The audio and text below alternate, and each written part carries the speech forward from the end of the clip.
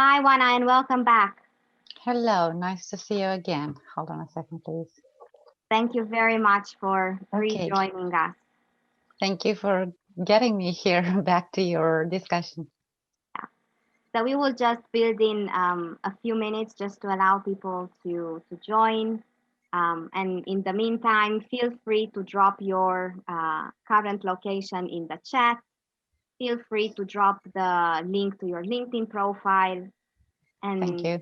let's try to do a little bit of e-mix and mingle the online way. Hi, Oliver. Okay, that's great. Hi, Oliver.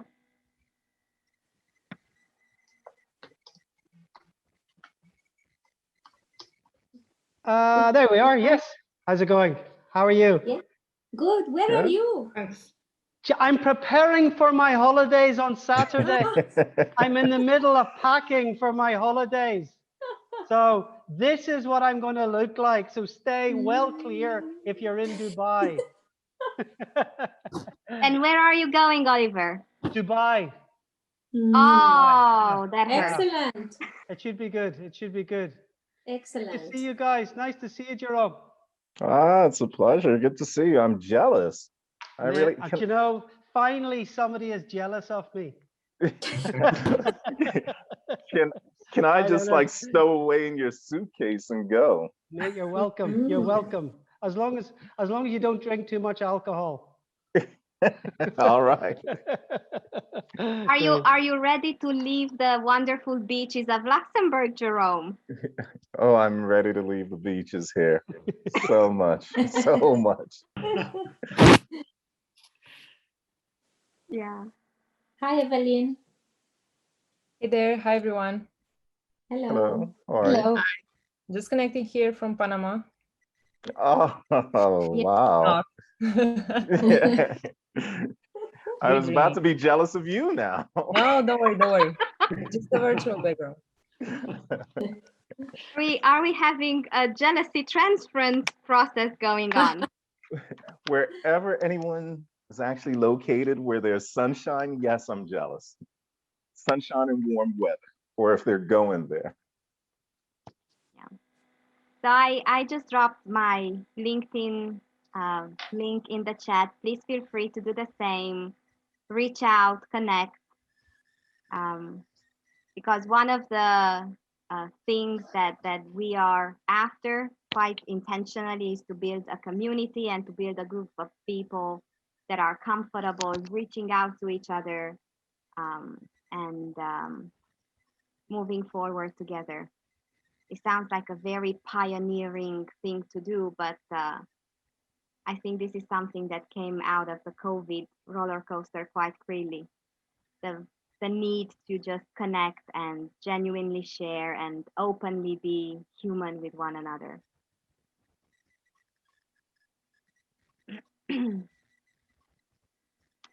So let's I have a build. connect. Sorry. Yes, please. Yes.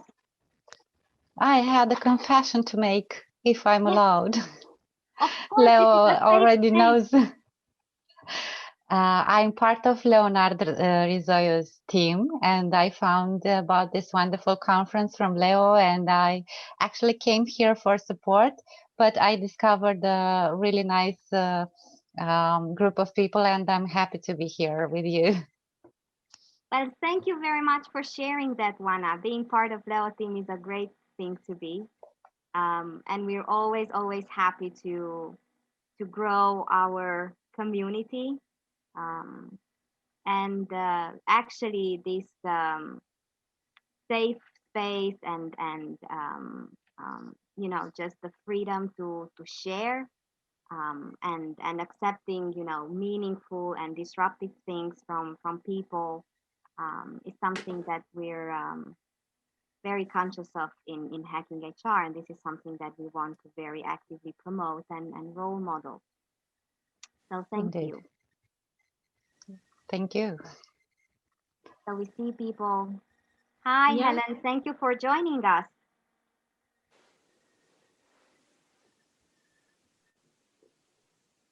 And Theo. Hi, Theo. Alex. Yes. Hi, Alex. Hello. Glad to be here. Glad to have you with us. Hello. Hi, everyone. Hello. Hi. Hi. I can see we already have a trend of hacking HR Bucharest and friends surfacing. This is one of the greatest things that happened over the past year with online breaking down geographical barriers and bringing people together online. Um, in Luxembourg, for example, at our events in Luxembourg, we have regular participants from South Africa, from the US, from the UK, from Romania, from Belgium, and we renamed the chapter Hacking HR Luxembourg and Friends. And I can see that there is a trend building with all the other chapters. So let's see who else is joining us. I will admit people as they come, but if you would like just to share your expectations from this conversation, that would be great, and a good way to break the ice, the ice.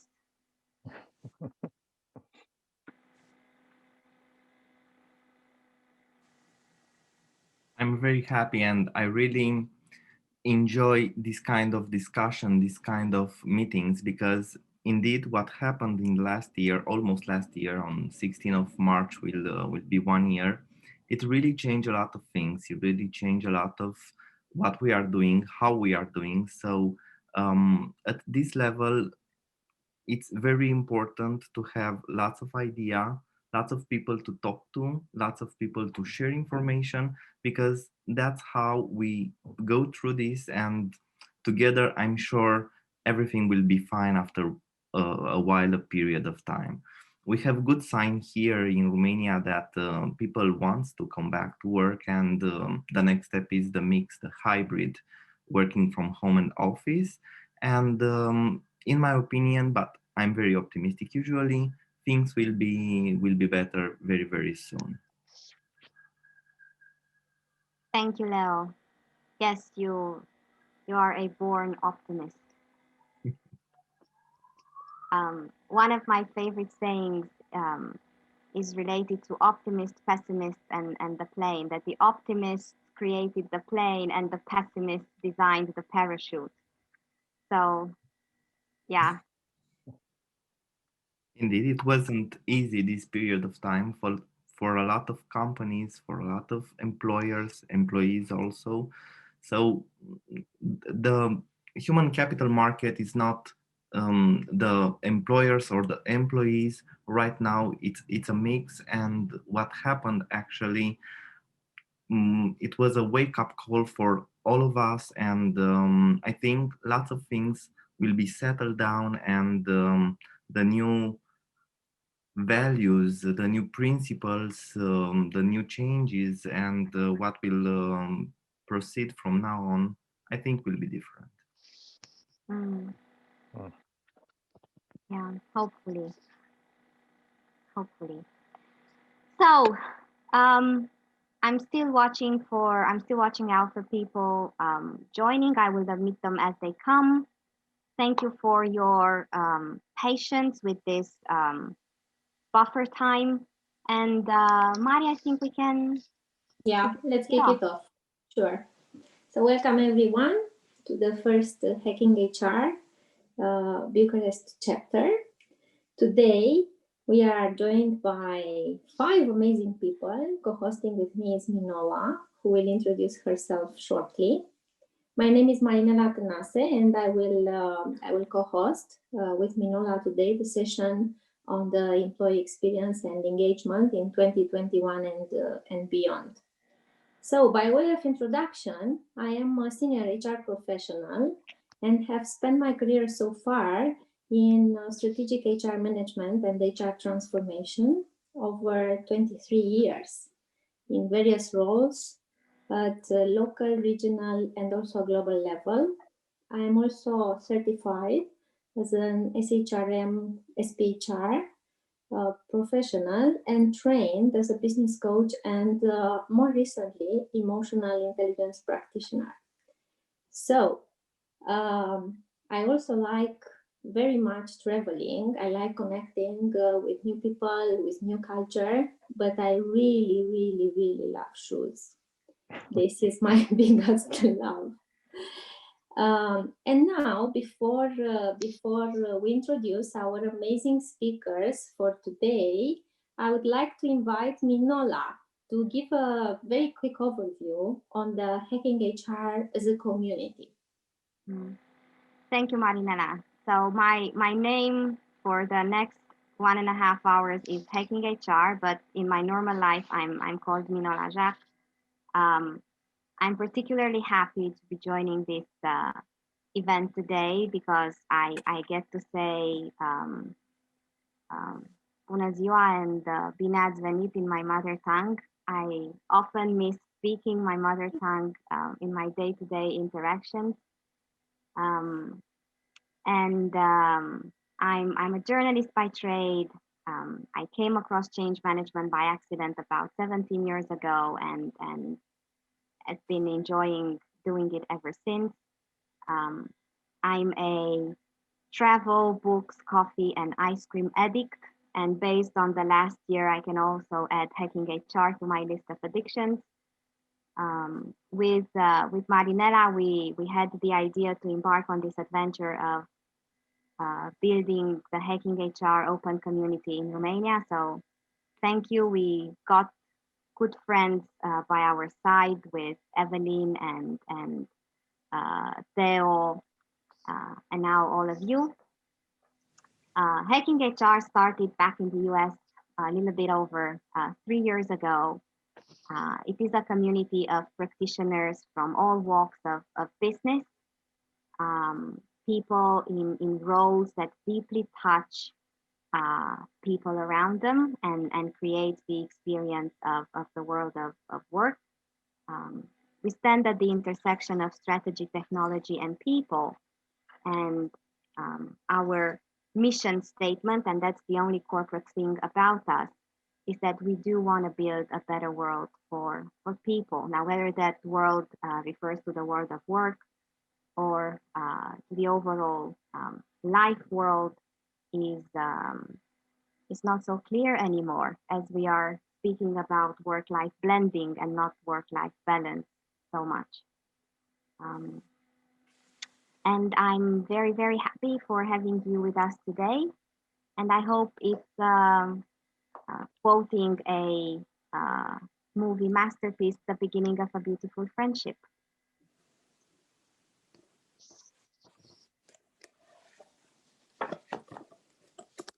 Excellent. So let me introduce the speakers.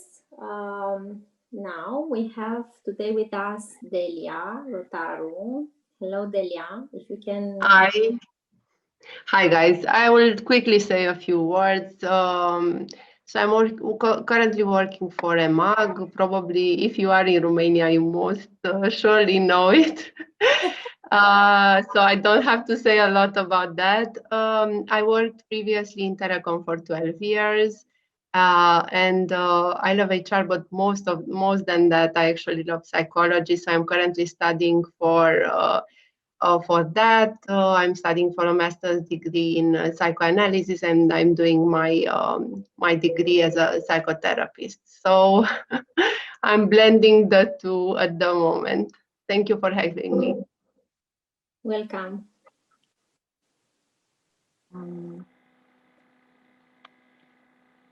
I think I will take people in the order on the banner. So next we have Jerome Hugup.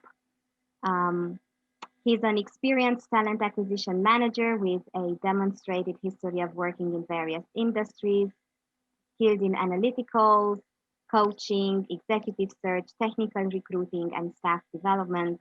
He's passionate about synchronizing and aligning business and people needs, and also about ensuring personal balance and mental and physical health to stay fit. Would you like to add anything to that, Jerome? A personal touch to that introduction?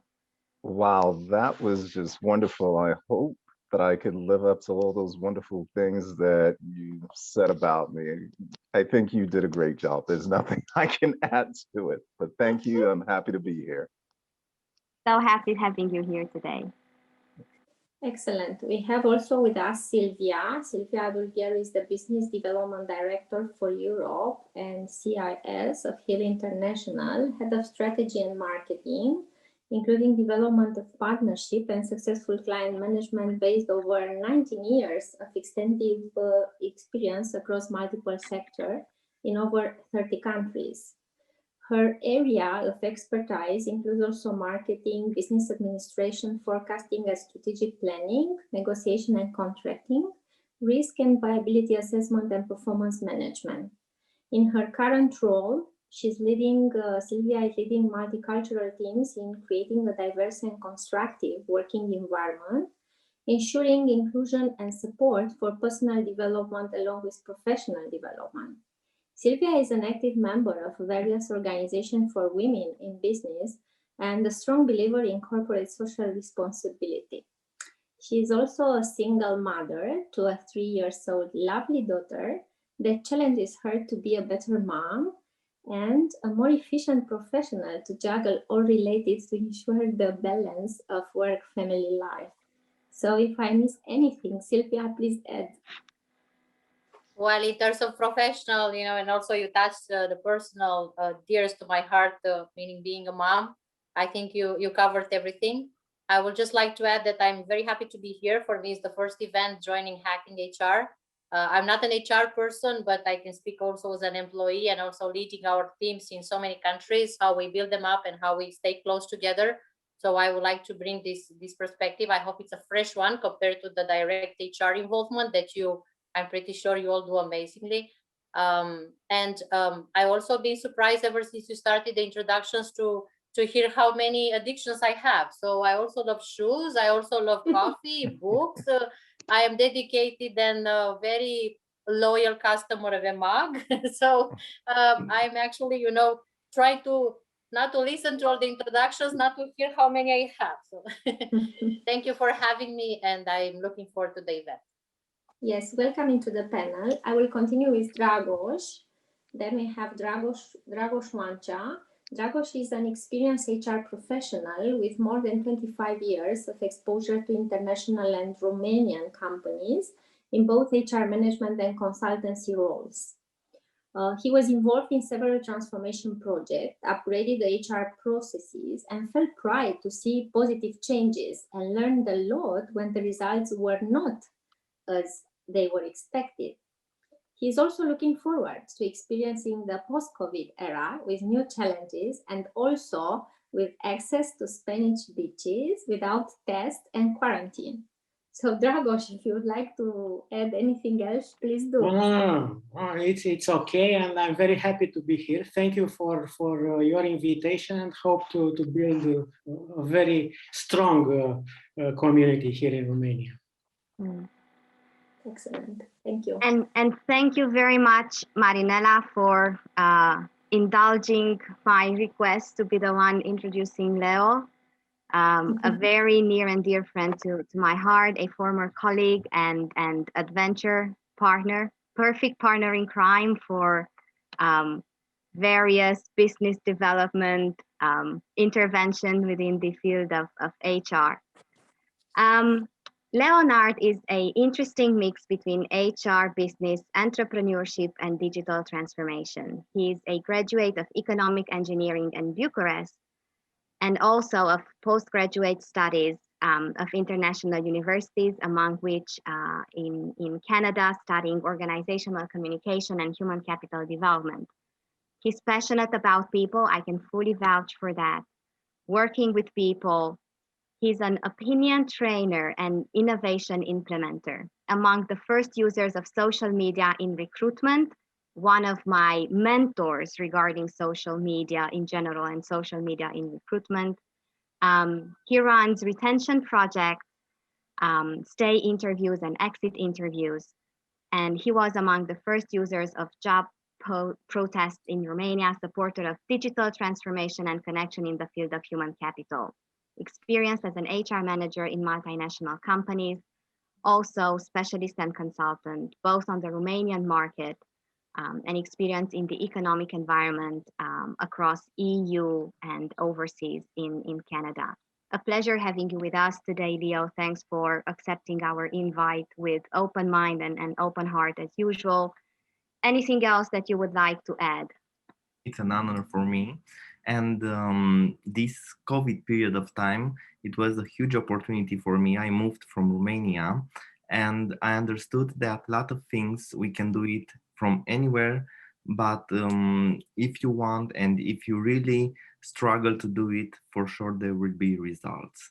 So thank you, Minola. Thank you, Marinella. I'm very happy to be here and I will do everything I can do to support and to develop this community because till now I saw lots of very, very nice ideas and people. Thank you, Leo. So, without further ado, let's start the conversation of today. The topic is employee engagement and experience in 2021 and beyond.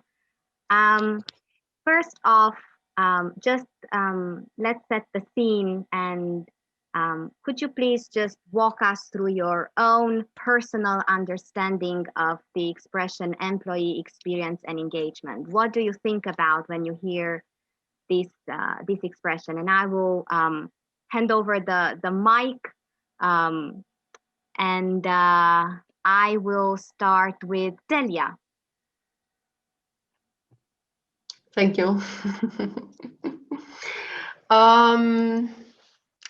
Well, it's difficult to say. I'm not a big fan of fancy words. So I would say more than what it means for HR in general. I think what I've learned the most about experience and engagement is from the business functions. So, for example, in the digital organization that we are, we think a lot about the customer being a consumer-driven organization. So we have a lot of roles and skill sets dedicated to understanding our customers' experience and understanding customer needs and so on. So in my team, what we tried a lot to do, and that's how I would define employee experience and engagement, is to steal with pride tools from marketing, from product management, from technology, from sales, and to apply them in our job because our customer ultimately is the employee. So this is how I view it.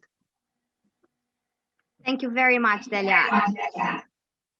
It is true that more and more within the space of hacking HR, we replace employee experience and engagement with people experience and engagement. Jerome, what do you think about when you hear these fancy words? When I hear employee, and I was taking some notes here, some things to bring up, but when I hear employee engagement, employee experience, I think about how engaged are your employees with the work they do and the brand of the company. Are they advocates for the organization?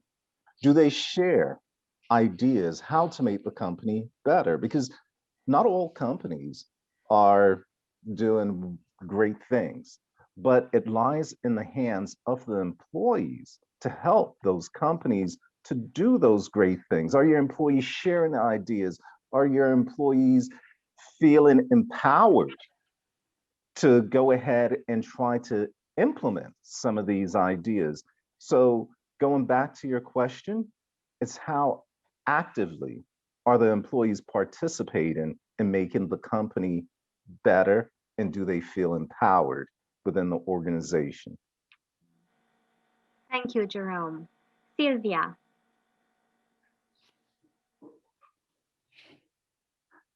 Well, going from a business perspective, we are thinking all the time of how our teams, relate to commitment to each other, being part of a team, and how committed they are to the vision of what our team is supposed to do this year and what we want to build together. So when I'm thinking of these words, I'm thinking of commitment and I'm thinking of teamwork and how much we are trying to intensify and strengthen the links between ourselves.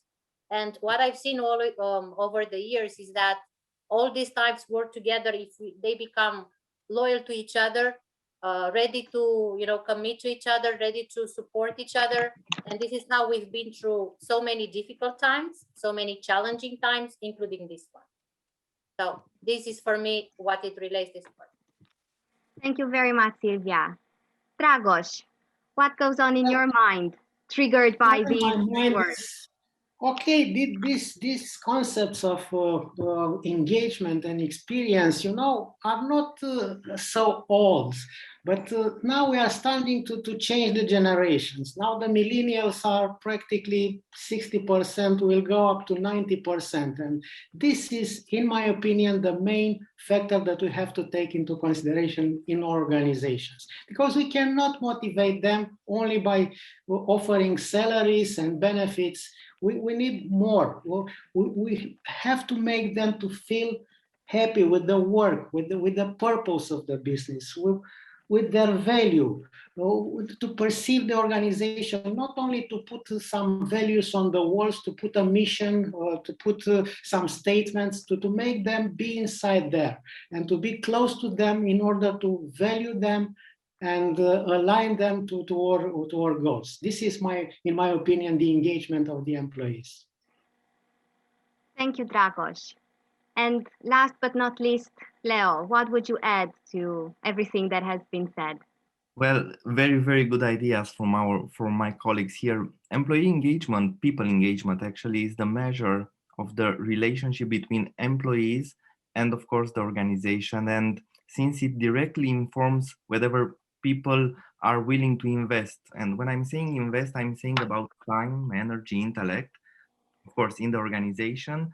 It is the most important things that employers are looking to understand and to predict. That's why we were very busy in the last time in measuring these indicators, in measuring engagement, and we have lots of tools and strategies in order to improve it. So indeed, what is happening right now, as my colleagues all said, and I love Delia's perspective, not from the HR point of view, but the business point of view. It's very, very good and very, very deep what is happening right now. Thank you. Okay, let me continue by asking you in terms of what you have experienced in the past year and how have you seen this dimension of employee engagement and experience changing due to COVID and all the disruptions that took place. So if I can start with Leo. Let me unmute. Of course, I have a neighbor with a drilling machine, and that's why I'm putting my mic on all the time. So this is one of the things that happen when you are working from home. Well, the last 12 months were very, very different, and we were not actually ready to change that fast everything. In Romania, we say that it disappeared dosarul cu șină. So everybody from Romania knows what I'm saying. So the things change very brutal and very, very fast. The last 12 months were different. So we saw a lot of shortcomings, lack of possibility to meet our colleagues. The interaction, it wasn't directly face to face.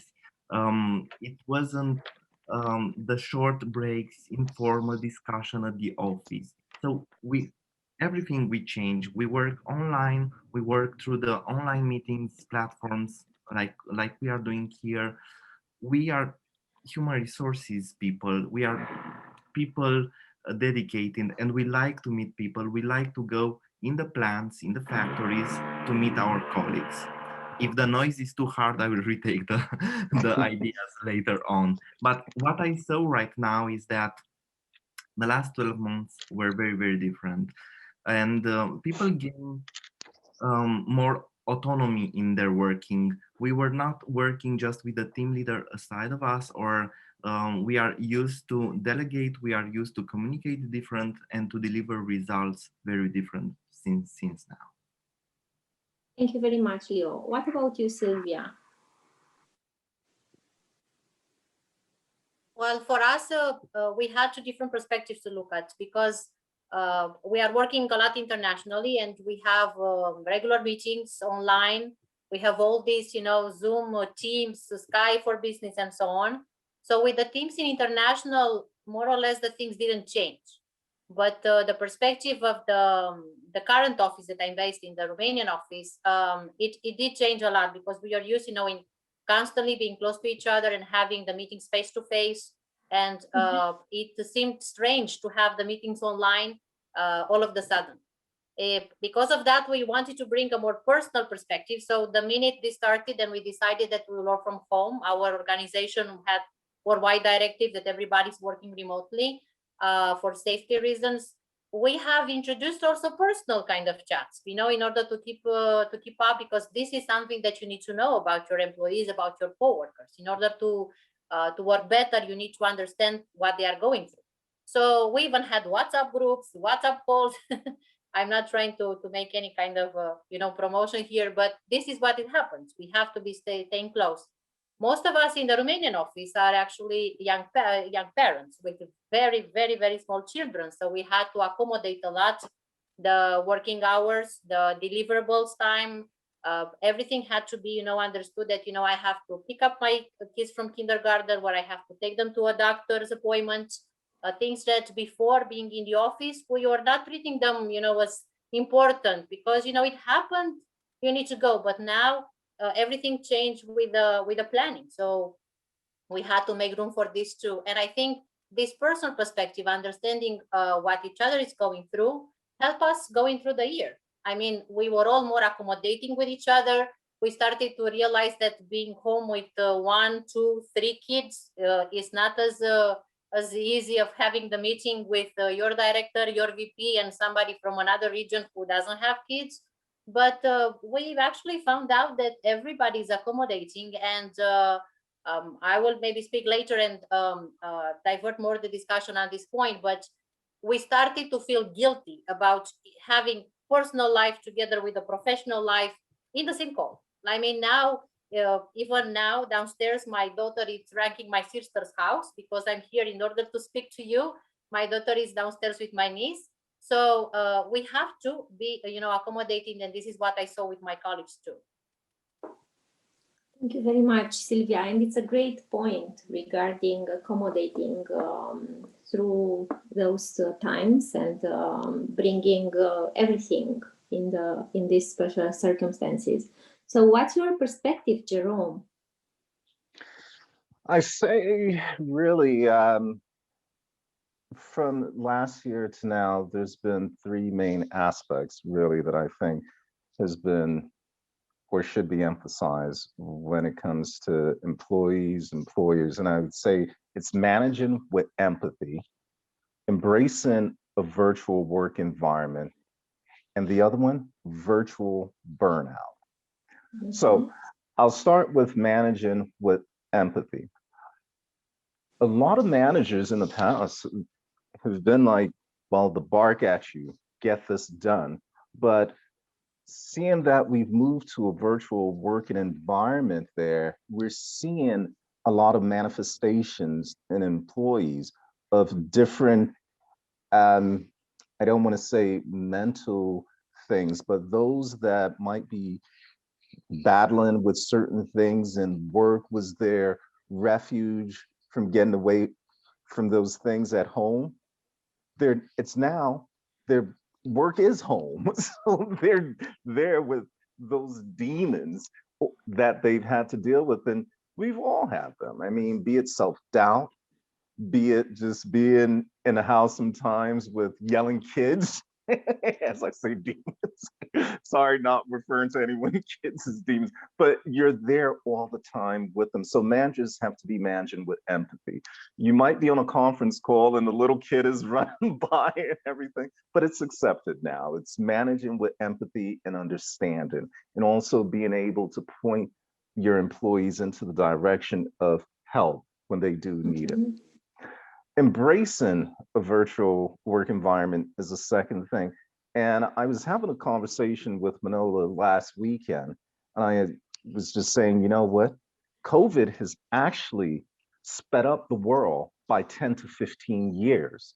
Because if you went back 10, 15 years ago and you wanted to work from home, unless your company embraced that, your employer would have laughed at you and said no. So we've had to embrace that virtual environment. We had to embrace it far as our work and with our kids as well, and figure out how can we get it done. So that's one of the things there. The last part, virtual burnout. I think a lot of people are at that point because it's not just working from home, they can't go anywhere. So it's like those extroverts who are used to being around people, they're used to talking, they're used to touching people. They're they're burnt out because they do not have that physical interaction with someone, that high five. You can't do that anymore. So I think a lot of people are at that virtual burnout, pandemic lockdown burnout. But I'm not saying that to avoid all the precautions that's there, because the precautions are there to protect us. So, we still have to follow it, but it's just realizing, especially if you are a manager or a coworker, that your employee might be at, or your coworker might be at the virtual burnout, is being able to be that person that can talk to them, help talk them off the edge of the building there and help them gain some sanity. Thank you very much, That's Jerome. that's a huge point right there, and it's been raised over and over again. Uh, and also how it's important to manage for value and manage for outcome versus managing for timesheets. That was a point raised over and over again in conversations.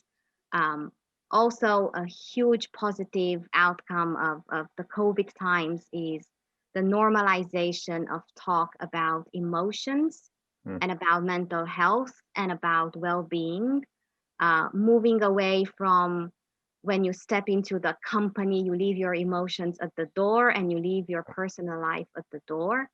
And also, you touched on this point of people being their full selves at work, which came into huge focus over the last month, with the good and the bad equally. So thank you. Oh, you're welcome. Yeah, someone raised in the chat the impact on productivity. So if I can ask you, Delia, to continue in terms of the impact and what happened in the past for you, and if you have any view around the productivity increase or decrease during this time. Absolutely. So I think in the first few months, I was very, very eager and wanted very much to address this question. I think everybody had in their heads is how does this affect people? And my expectation, and I think a lot of people's expectation, is that there's a single answer to that. So is this good? Is this bad? I prefer to work from home. Is this productive? Not productive? Because we see we are impacted by a single thing, so the pandemic, we expect that we all react in a single way. At least I wanted to know the answer, so I always thought it was a single answer. And then after really a few months of trying to get this answer from nowhere, actually, from my experience and the people around me, we realized that we need to look for the data. So we did a lot of surveys with people to see how they feel, what are their barriers, what are the positive factors that contribute to their productivity. And then we also did focus groups. So we talked with marketing. We have very amazing people doing marketing research in our company. And we did focus groups and in-depth interviews with around 70 people in different categories. So they were parents, non-parents, having more operational jobs or more creative jobs. So we actually split them into types of people. And then we saw that the answer is very complex. So the answer is it depends. It depends on the type of job you have. It depends if you have one kid or two kids, the age of the kids, where do you live, your personality type. So it's really a complex answer.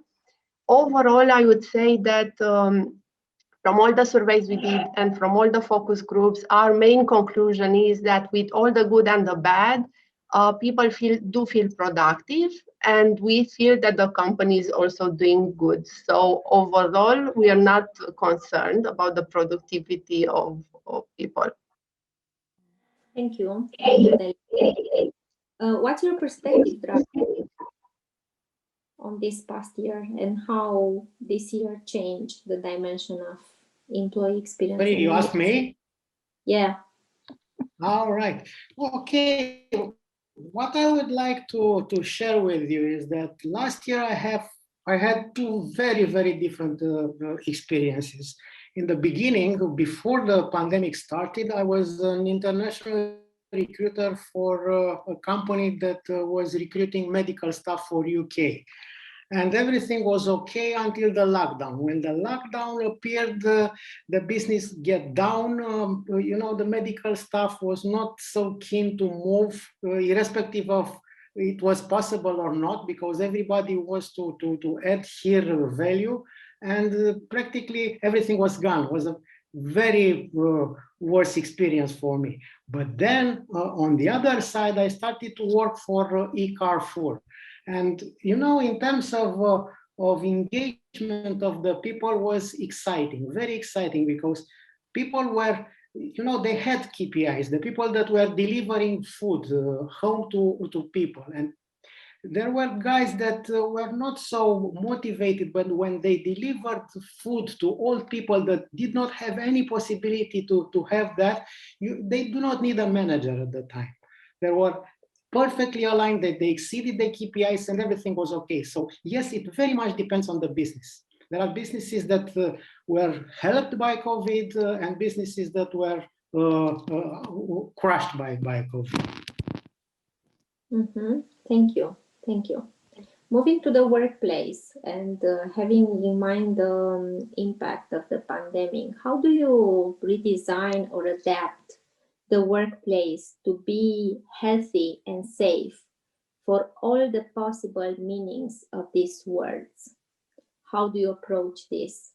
And if I can start with you, Jerome. And today I'm in my Brussels office here working, and I work for a company that own laboratories all over the world. And we do tests for COVID. And I'm not trying to plug my company or anything, but here at the office, they've taken all the precautions that are set in place by the government. We do have the partitions, the plastic partitions.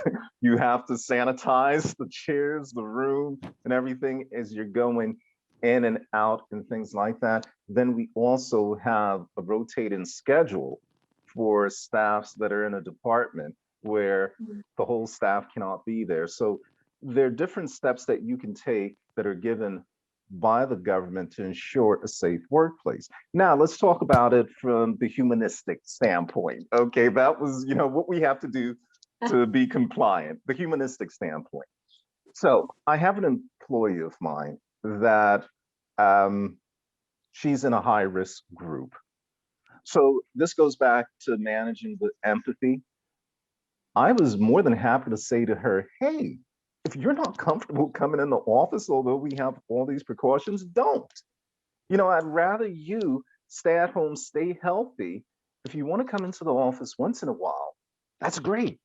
I have no problem with that. But since you're in a high-risk group, I prefer for you to stay at home.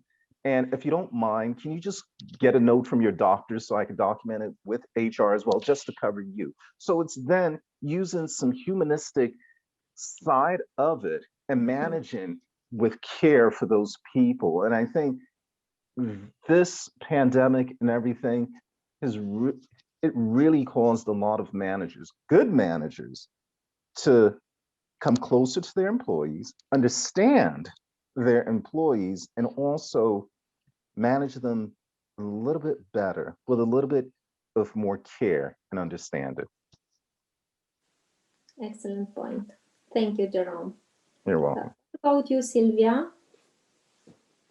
Well, we are a multinational organization doing consultancy also for emergency situations, and therefore the company was more than experienced to deal with anything of such sort.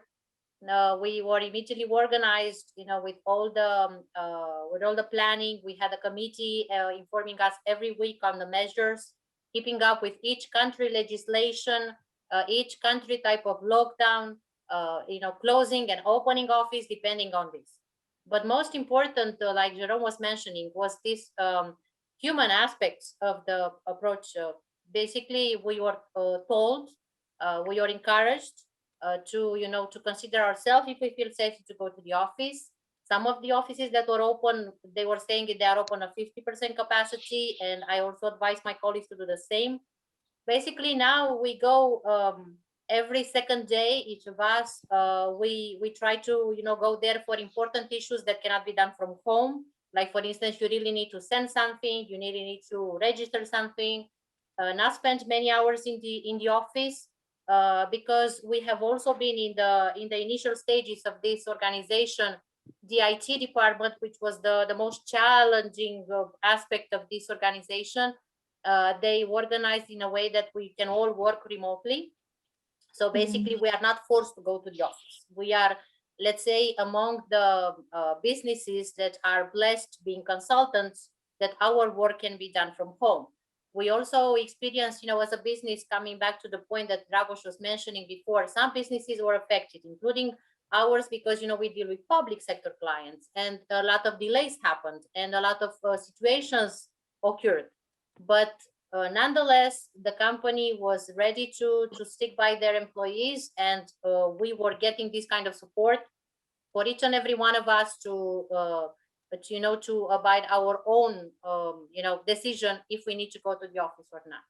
And I encourage, like Jerome was saying, I also have one of my colleagues who is pregnant now, in early pregnancy, and I told her, especially for you, you really have to feel very safe. You really have to be very careful, and she's going to the office, either using a doctor, let's say, a paper to record when she needs to work from home. Therefore, we adapt. We basically adapt to each and every one situation. We have people in a high risk group that have never passed through the office, or we have people that are feeling confident and not really very concerned about it, and they still go to the office every day. So although we have the whole planning like any corporation, it really comes down to each and every one employee. It's so great to hear. I remember being in conversations when people shared the not so bright side of employee experience going through COVID, like companies distributing dress code for Zoom calls as the equivalent of the office dress code, or for example, companies having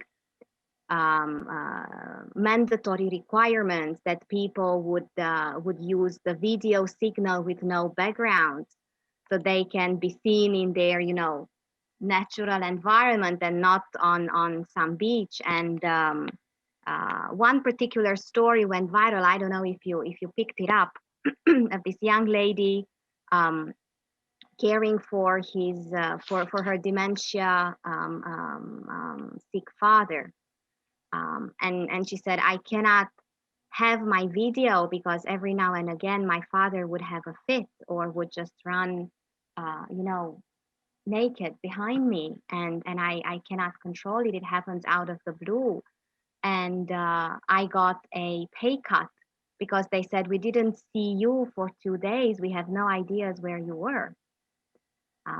So there are stories like this. So what I hear from you and from your work and life realities is a hopeful counterbalance to these stories that unfortunately they still happen.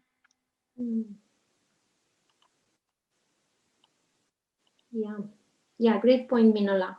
So I will move to you, Leo, to ask your perspective on the redesign and what have you seen in practice happening? Well, the employers, the companies, the organization have made some adjustments for the benefit of their employees. Jerome and Sylvia already spoke about that, meaning work from home, flexible work hours, focusing more on results rather than on the numbers of hours spent Mm-hmm. in front of their PCs. A lot of well-being programs were in place, and Mm-hmm. having the possibility to talk to a psychotherapist and to have a coach, to have a lot of meetings, informal meetings. Um, our company received some projects just to call the people because, as Dragos said, we have a lot of millennials. Technologies companies, ITNC, you are using lots of people, and the people are 25, 30 years old. Usually they are living alone. So it was Mm-hmm. the need to speak with somebody. And we had lots of projects from multinational companies that says my HR is overwhelmed by the papers that have to do additional addendum of the contracts and so on, so on, and we cannot contact each people. So yes, we called people, hello, how are you, how do you feel, what are the news you are looking at, in order to understand what is the environment. So these kind of programs, well-being programs, were very, very well received by the employees in these moments. It was hard for everybody. So these kind of things really was important for the employees to receive, and even challenges of decreasing opportunities to socialize or to go to the vacation were somehow replaced by the HR and came with a lot of things, ideas, strategies. I think Mm-hmm. the heroes of this period of time were the HR who were present, were in the factories, were on the place, because we have to do papers. We know what happened. We have to do a lot of addendum. We have to do a lot of work. All the managers were waiting for us, but we shared this stage, this virtual stage, with the IT departments. And Sylvia said that the challenge that us, everybody can work from home and to have VPNs and to have Zoom and to have everything in place in order to continue our activity.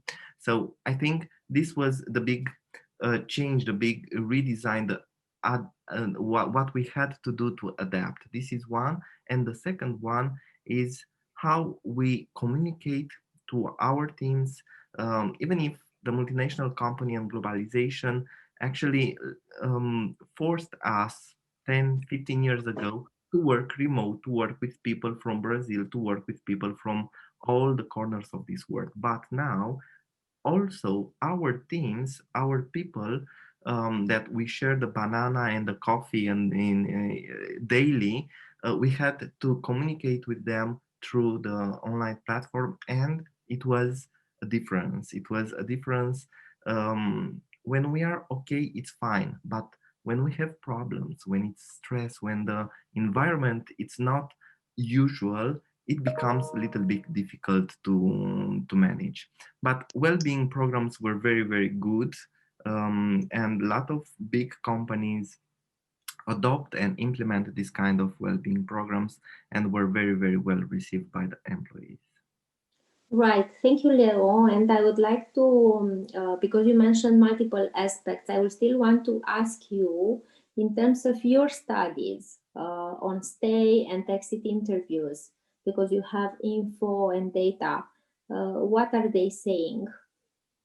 Well, the stay interview that we did and that actually represents a radiography about what people are feeling for the organization. Actually, 2020 was stay well, because Mm. we have to pass through this period of time and to have our capacity to work under the pressure. What everybody, and even if they are going to work, and I'm talking here about the blue collars that cannot weld or cannot do wheels or wiring systems or I don't know what plastic parts of the car from home. So they have to go to the factories because the industry, very few industries stopped.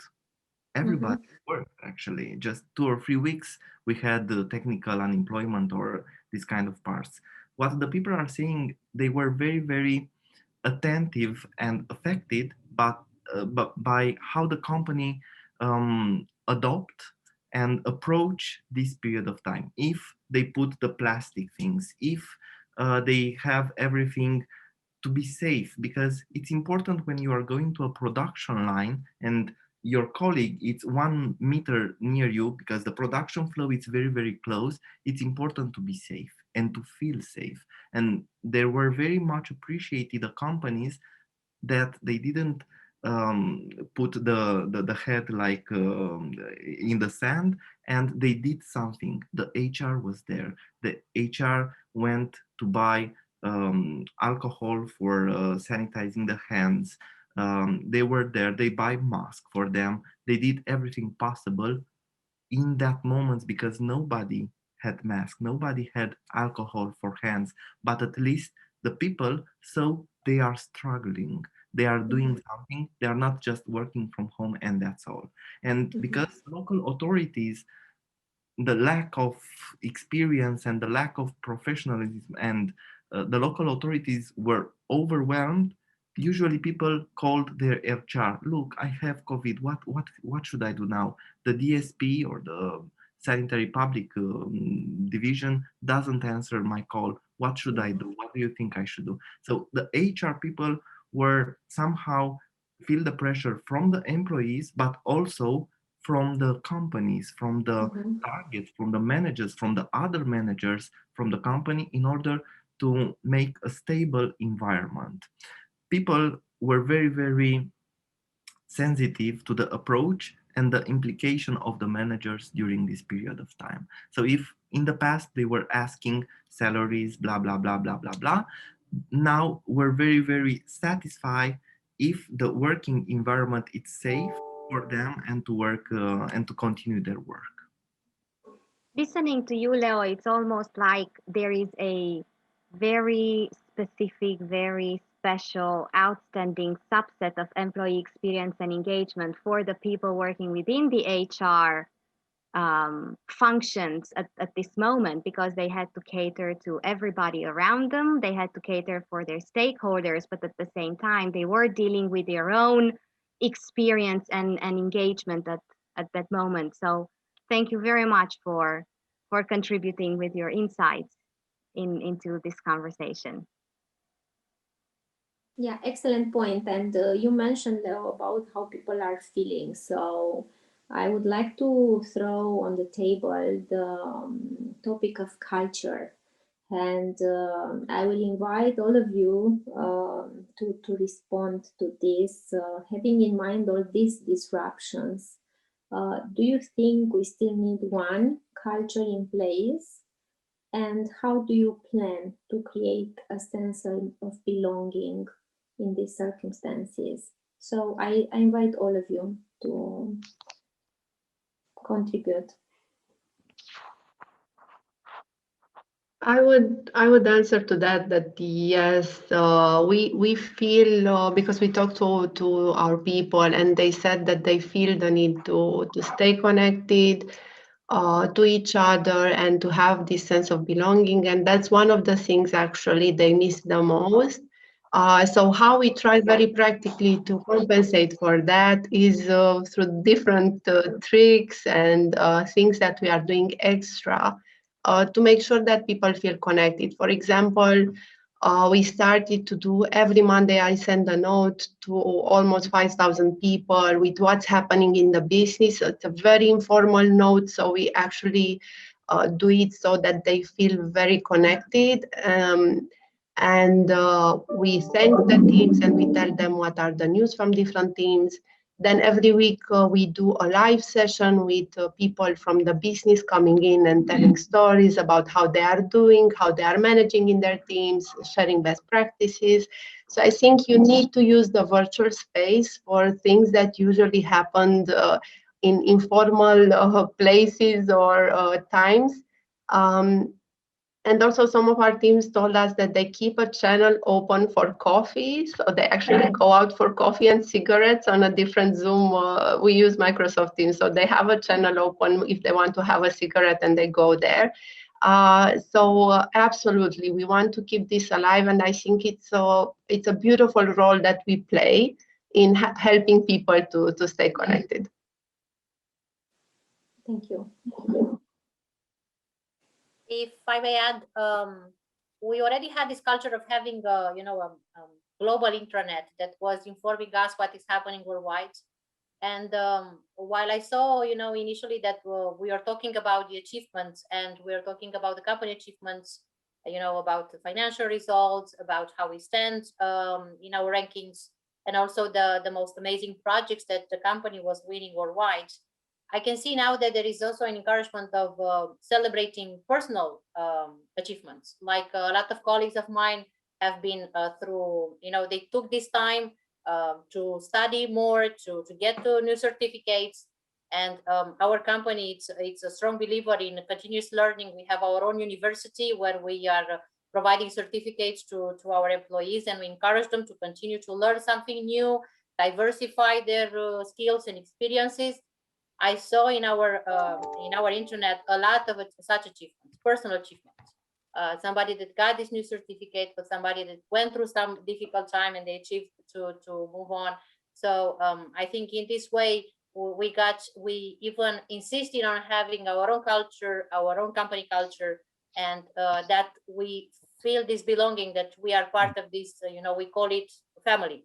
I mean, I know it might sound difficult to believe when you talk about almost 3,000 employees, but we feel like that. We feel that we are sharing some of this similar culture in terms of type of working environment, and that was something supportive. And I think achievements in other parts of the world in other colleagues to follow. And I am very proud to say that they increased studying. In this time they took this time, that we don't need to travel that much, because we are losing a lot of time in between planes, in between planning for other meetings, having a lot of meetings during the day. Some of these colleagues of mine took this time and recertificate themselves, or they took a new skills to develop. I want to jump in, if you don't mind, after that, because you said something that I just want to follow up behind. I think it's very profound. And it's, they want to feel part of family. Besides having your own family, people love to work in an environment where they feel they belong. And I'll just share something with you guys. So I was working today, hiring a senior executive for the company here. Once in a while, I jump in and recruit on these roles. And he followed up with me. He sent me an email. Just have to clarify some things before we seal the deal. And his email was to me, Jerome, I look forward to being part of the Eurofins family.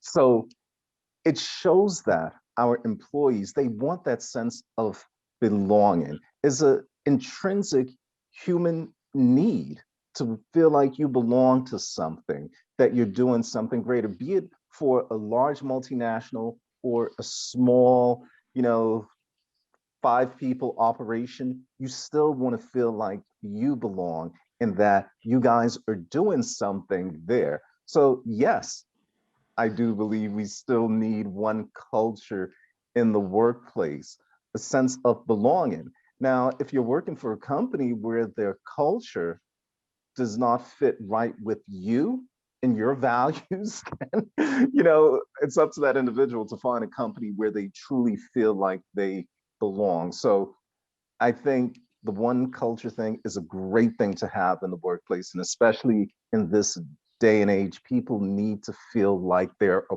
part of something, part of that family, your work family.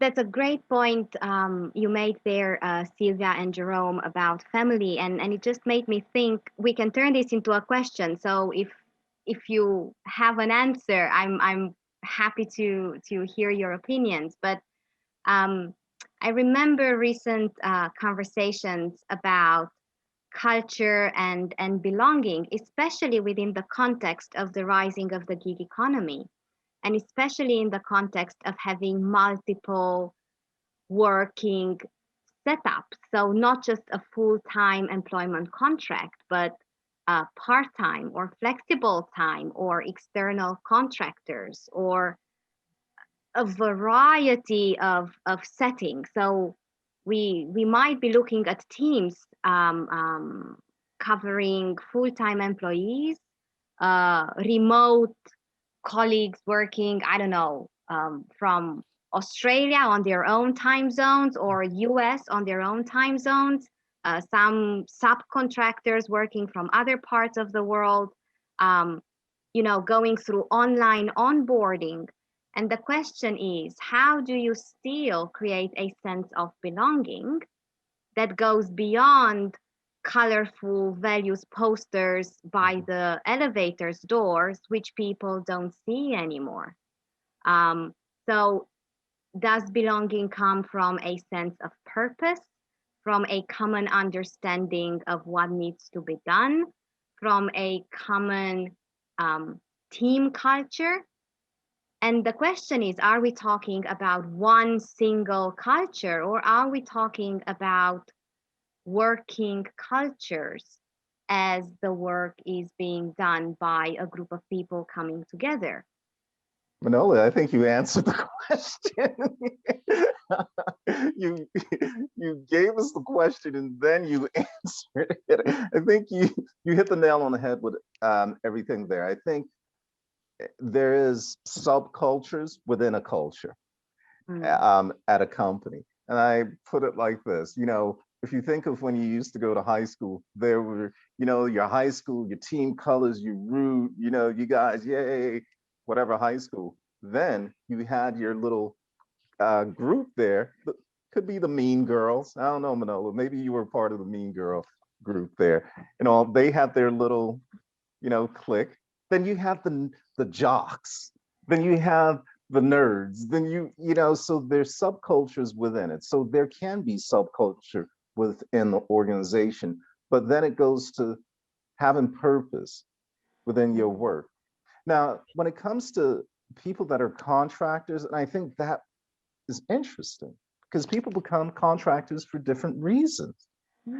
So it's not that they don't want to be part of a company or organization. Maybe they just love the independence. They're that free spirit. They want to work and make, some great money for 3 months, then maybe go to Thailand and, relax on a beach for the rest of the year. That's what they want to do. So it's what they want to do and what their values and how they see things. But how do you create that culture there as well? It comes down to, and I think all managers within the organization need to take charge of this. So some of the things that I do with my people globally that work underneath me, and it just reminds me it's time for me to get one set up, is that, once a month we have a virtual happy hour. You have to be creative with these things nowadays. So it's, bring your favorite adult beverage or non-adult beverage. And, we're there using Teams, we're talking, laughing, and we just forget about work. And it's creating that sense of belonging and everything there, because you know what? That moment of caring and doing those things where we're interacting outside of work, that's creating a sort of culture and belonging there where people are like, you know what? I'm glad to be part of this organization. I'm glad to be part of that team. Thank you, Jerome. You're welcome. I'd like to build a little bit on that, if I may. Of course. Please do, Evelyn. Please do. Thank you. So it's quite interesting because I think this year, at least for my colleagues, has been quite positive. Let me tell you why. I think that oftentimes the culture naturally kind of emerges from group mutual empathy, and oftentimes that is just triggered by proximity. right? And if you think of it, it's not a greater purpose. Proximity can be quite random. So what happened to my organization is that we had a few hubs, so a few maybe bigger offices, and then we had individual employees who had since forever worked from home, from various locations across time zones. So what happened as a result of exclusively virtual interactions is that I think we were able to create proximity across offices and kind of break those proximity silos that were kind of created. So that allowed us to share knowledge, it allowed us to do fun watch parties. And I really subscribe to what everyone else has said, like keeping people informed, keeping them feel, valued and meaningful, and keeping them in the loop and all. And I feel that's really important. And what I want to say is that, it works even better if you have such a wildly different organization. Yeah, Or at great least point. it did for Celia. us. Maybe we were lucky. Great point. Thank you for jumping in.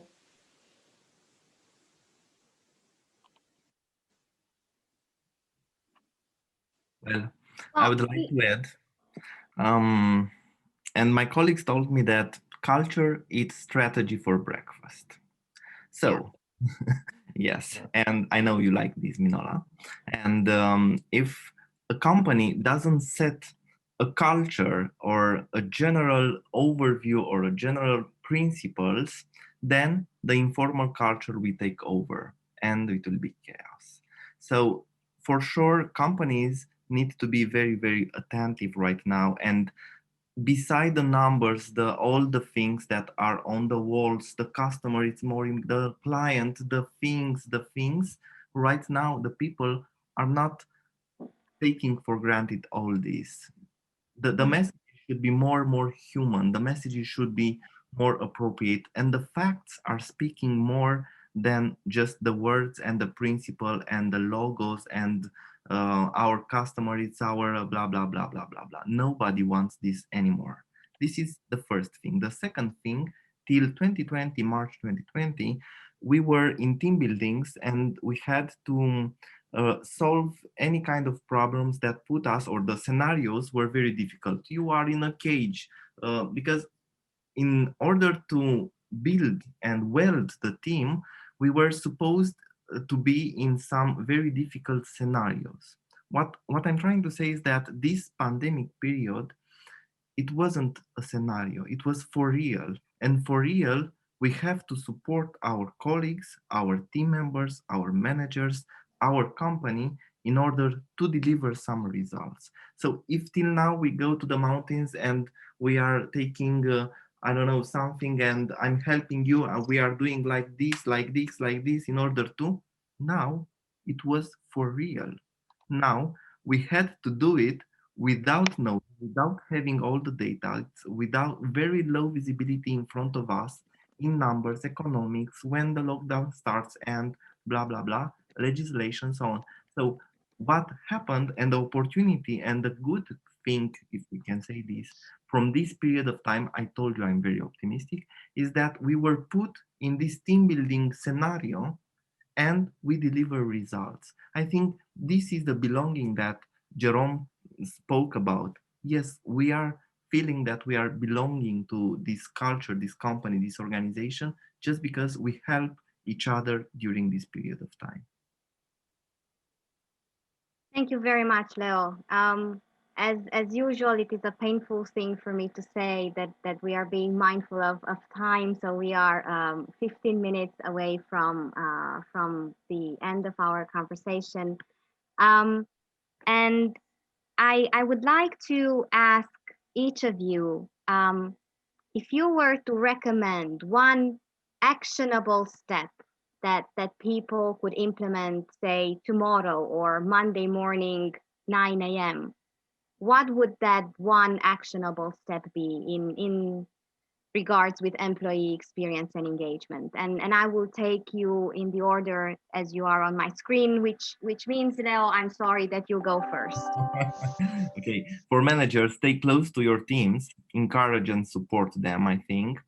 Don't forget about feedback and offer guidance. of course, when needed and when it's asked, and be present, really present, not just saying my door is open. Just be really present. That's for the managers. And for employees, as I said, support each other a lot and try, because it's not easy, to stay focused, and don't forget, of course, to have fun and to try to see also the positive part. Again, I'm optimistic. Thank you. Jerome. We definitely have covered a lot, but I would say one of the main takeaways for something that you can do today or tomorrow is practice active listening. And that's for everyone, managers, employees, because I think a lot of time we think we're listening, but we're not listening for understanding, empathy. We're listening just so we could react and respond. So practice active listening, and that covers a lot of things. And that's for everyone. Thank you, Jerome. And Sylvia. Sorry, I was on mute. I think this comment is something that everybody has heard in all the Zoom meetings. Sorry, I was on mute. So something that I would really like to share and recommend, it's start acting on your plans, whatever those plans were, even if they're personal, professional, family related, work related. Now with this challenge upon us in 2020, we saw that sometimes we might not have that time we were thinking we have. And sometimes we realize that life is short. It gives you a lot of challenges, and tomorrow might be more challenging or less challenging. But if you keep on postponing your plans, you may not, realize your dreams or go to that beach that you really wanted to go next month. I will say start acting on your plans. Definitely, I will be adhering to what my colleagues said. Both Leo and Jerome, that really you need to connect with your colleagues. But in the same time, if you don't feel okay, it's difficult to really connect with others. So I think that start your plans, but start with yourself. What did you want to do in terms of work? What did you want to do in terms of person? Start with that, and I think you becoming a better person you'll be a better team member, you'll be a better manager, you'll be a better director, whatever your position it is. Definitely, you'll be a better human being. Thank you very much, Sylvia. You just reminded me of a takeaway from another Hacking HR event. It was on Agile HR. It was a myth-bust event because people have these buzzwords that they hold very, tight, like Agile and HR, and we all infuse them with meanings. And we were talking about how people say, we will start doing that, and we will start doing that, and we will start doing that. And one of the speakers, his takeaway was stop starting and start doing. And I think that ties in beautifully with what you just said. So Delia, what is one actionable step you would recommend people start doing? Stop starting and start doing. Yeah, so from my own experience in the past year, I would, from all my heart, recommend that you talk to people and that you have structured conversation and structured research around what their needs are, and then do things that are customized to them, because I think we are all unique and we react in very unique ways to this period. Thank you very, very much. And Dragos. Well, I will continue with the same idea, because it's very, very important for managers to listen more, listen to the employees, give them the purpose, communicate with them. And, more than any time is crucial to have this communion in between managers and the teams. Yeah. Excellent. And I would like to extend the invitation to jump in with ideas to the participants as well. So if any participants would have in mind actionable step following today's conversation, please feel free to share it. Any particular idea or point that resonated with you or made you see things in a different perspective? Yes, Oliver. You're on mute. Ta-da! There it is. Great. Okay. Firstly, thanks to all the speakers. I am not a fan of these sort of webinars, and I think my hat off to you for doing so well and for being so engaging. So thank you for that. I just think one thing we all have to remember is that whether it's a search for engagement or belonging, in many ways we are trying to run a race with a three-legged donkey. This is not easy, and we have to remember that. And you know something? This is a blip in humanity. There's a reason why we left the caves, because it's dark, it's boring, and there's not much to do. This is our cave at the moment, so this is not the place we should be. And beyond, beyond being kind to people and being empathetic and being there for them, I think we have to create spaces in our personal and our professional relationships where it's a safe space to say, I am so fucking pissed off and I want to share that with you. Because it's nice to empathize, but it's even better and even more human to say, I'm going fucking crazy and I need to tell you.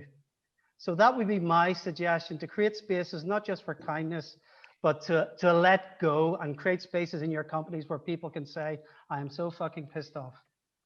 I think it's a great timing for you to have this intervention right before going off on holiday and, Yes. and leave us with digesting this piece of wisdom. Thank you. Oh, thank you. That's very engaging of you.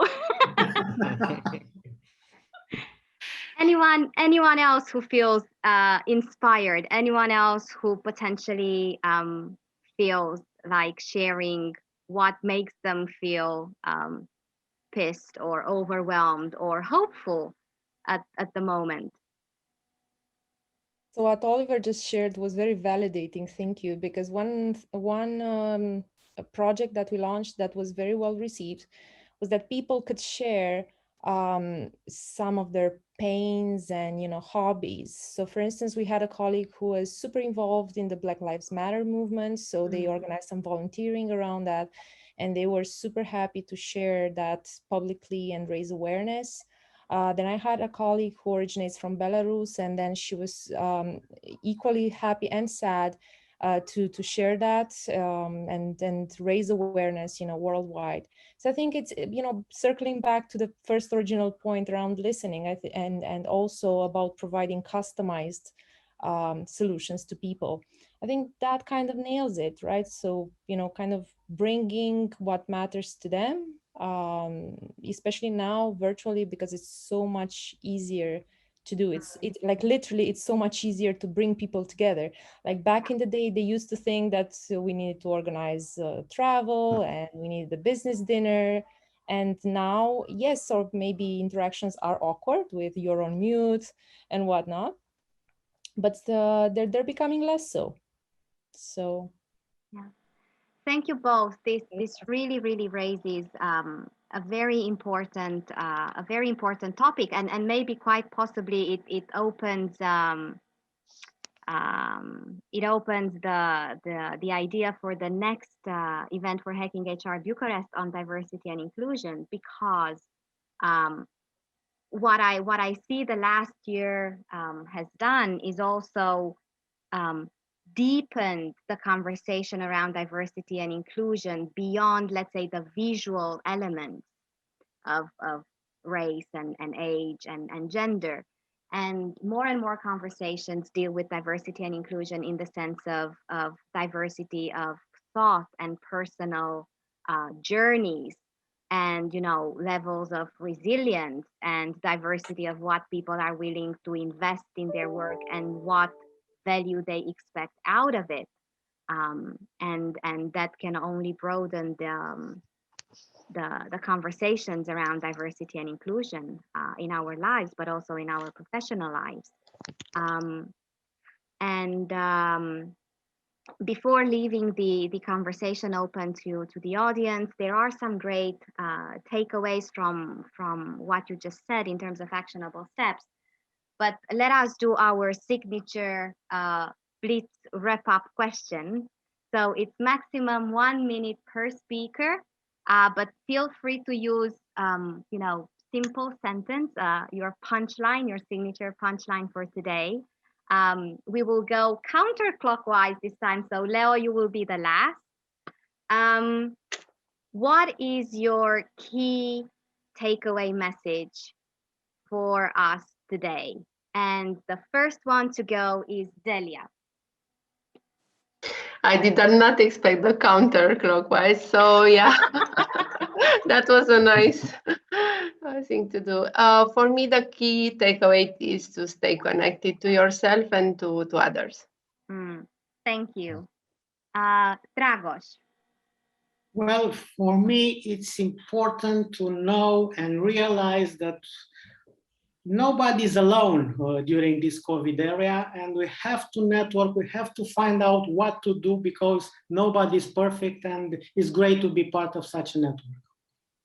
Thank you very much. Sylvia. Well, I think that for me, I took it very, very well to my heart, this idea of having the safe space for everybody to be able to express concerns. I mean, we are doing this more or less one-on-one, but I think it will be good to have even a team or even broader teams together for this kind of safe space expression, because it will encourage them to see that they are not alone. They will see that some other people are experiencing more or less the same problems, and how they reacted to those. So I think this will be a very good idea that I will take on. Okay, so create collective safe spaces. Yes. Perfect. Thank you. Jerome. A lot of great ideas have been shared, and just to add to that, final message to the audience today is that we were forced into this. COVID has forced us into a new world and how we do business, how we are engaging our employees and trying to keep them engaged.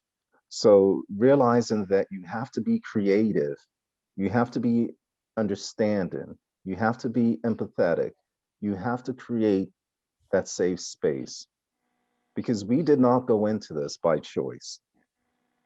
So keep that in mind. And as you're trying to create a wonderful organization for your employees, have empathy. That's it. Thank you, Jerome. You're And Leo. Well, getting closer to people should not be a matter of crisis, but a normality, a personal value to guide us. Because I think it teaches us what unity, patience, and wisdom are. Indeed, we still have to go through this hard period of time, but what we must remember is that from all this period of time, all this bad period of time, solutions, optimism, hope, and opportunities are born or reborn. And the final, together, by offering and accepting help, we can overcome this hard period of time. So for me, the key word is together. Thank you, Leo. And thank you all very, very much. I would just like to use a few seconds of the last 2 minutes with you today, with thanking you for your time and thanking you for your generosity to share your experiences and your opinions and your stories with us. Very grateful, very blessed for having Marinella with me today. Please stay close to this community. It is an open community in the widest meaning of open and community. We also want to make it a safe space for everyone joining us as they have time and interest and commitment. Enjoy everything that comes your way, whether that's a new project or a holiday or a project after the holiday. Reach out to Marinella and myself. Watch for the upcoming events. If you have a topic that you're particularly passionate about, then please feel free to raise it. if at the same time you were inspired by people that had meaningful things to say in a meaningful way to say it and are comfortable disruptors, please let us know, and we can build the relevant experience for you. This is a safe playground for everyone. And thank you so very much for today. Thank you. Thank Thank you. you. Thank Thank you you. Thank all. you. Bye. Thank you Have a very nice much. evening, everybody. Stay safe. Bye. Bye. Bye. Bye.